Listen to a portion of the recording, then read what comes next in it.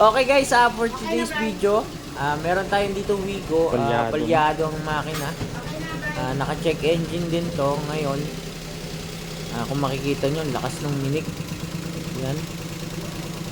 Ngayon, i-scan natin yan para makita kasi nag-check engine. So, makikita naman yan sa scanner kung may trouble codes.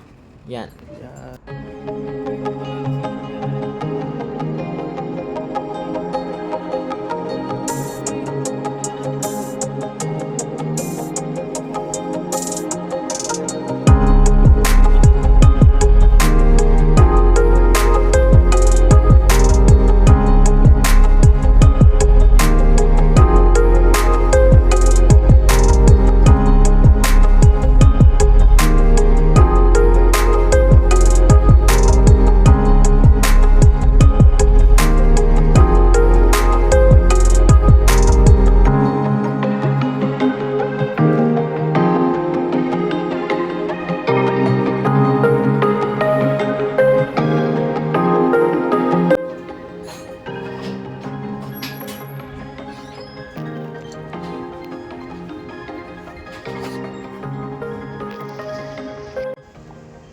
Yan, fully scanning.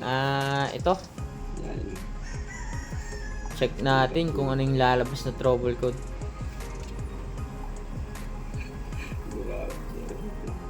Kasi, yan. May lumabas sa EFI. Yan. Dun din sa EOBD. Cylinder Kung makikita nyo, may lumabas na misfire cylinder number 2. Yun yung ito troubleshoot natin kung ano yung malfunction na part sa engine. Yan, meron tayong mapagbabasehan. Maganda nga yan at may makikita tayong basehan. Pero kasi may mga case na may palyado o problema sa makina na hindi lumalabas sa scanning. Pero so far, lumabas naman siya, kaya tingin ko madali na natin ito masosolve. Pinapabaklas ko tong mga ignition coil. Kasi pagpapalitin ko yung 1 and 2. Cylinder number 2. Kapag lumipat yung misfiring o yung pagkapalyado ng ating makina at pinagpalit natin ignition coil ang problema. Pero once na pinagpalit natin yung ignition coil, at dun pa rin sa piston number 2 o cylinder number 2 ang may problema.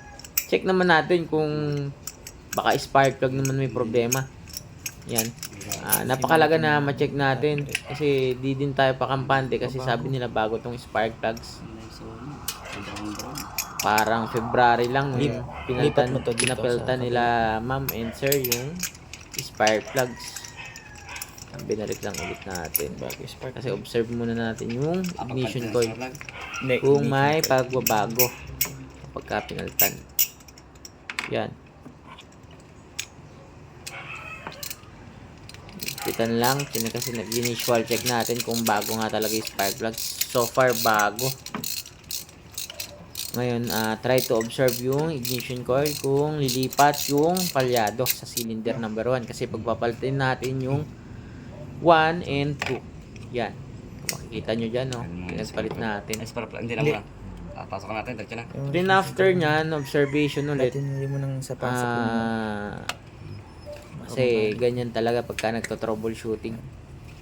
Ako kasi bago talaga magpapalit ng parts, talagang pinipinpoint muna natin yung problema para sure ball ang papalitan na pyesa. Kung may palitin man. Wait lang kiba. Clear codes natin kasi pinagpalit na natin.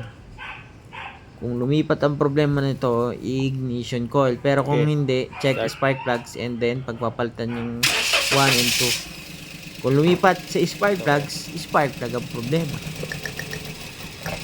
Cylinder number 2 yun. Nagkaroon ng response. Ito wala, ganun pa rin. Ibig sabihin, walang problema doon sa ating ignition coil. Nandun pa rin sa cylinder number 2. Ngayon, pagpapalitin natin yung ating mga spark plug sa 1 and 2.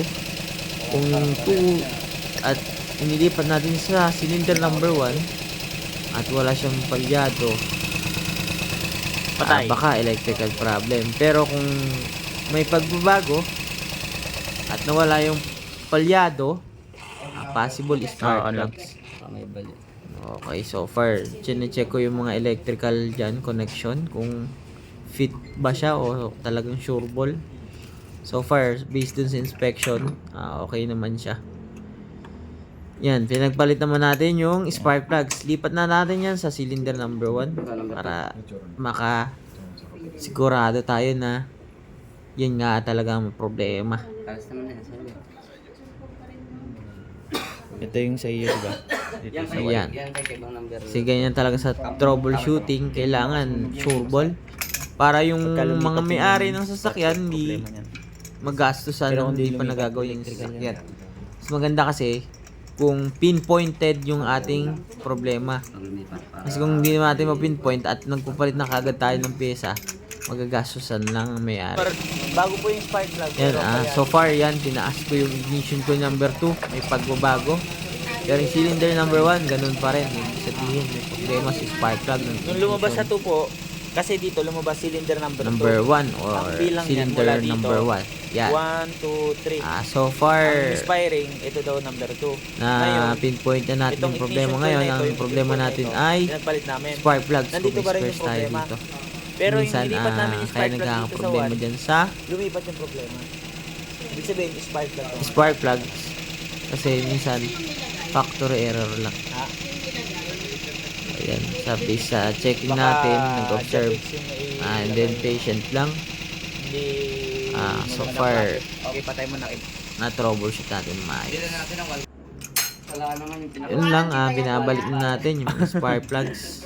Original po yan. Kasi nakakita tayo ng isang spark plug na bago sa ating Yung sasakyan. dala po Buti namin na lang, may Denso spare tayo. Original lang Toyota yun. Binalik lang dahil natin spark plugs, then 14 kabitan yung ignition coil para matest na ulit kung okay ba talaga kasi pinalitan natin ng ignition ay ng spark plugs pala. Yan. Apo, pinicturean ko naman po. Tsaka binablog ko pa makita nyo rin po sa video ito. Ay, talaga ba? O, wala.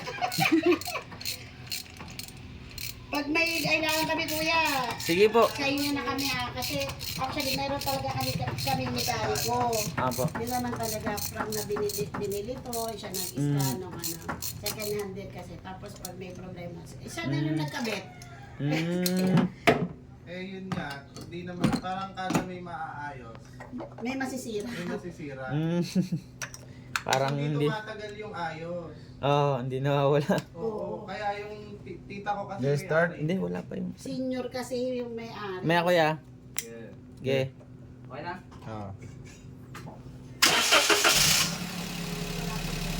Yun na. Okay na. Red mo nga pati kuya.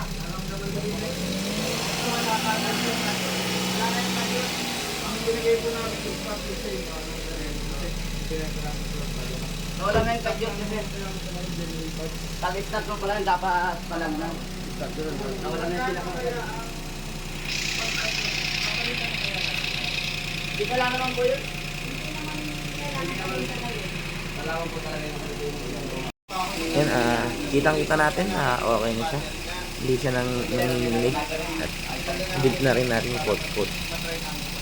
Ganun lang kadali pagka nagto-troubleshoot ng mga ignition system. Yan, ang rod natin. Oh. Thank you sa panonood guys. At God bless.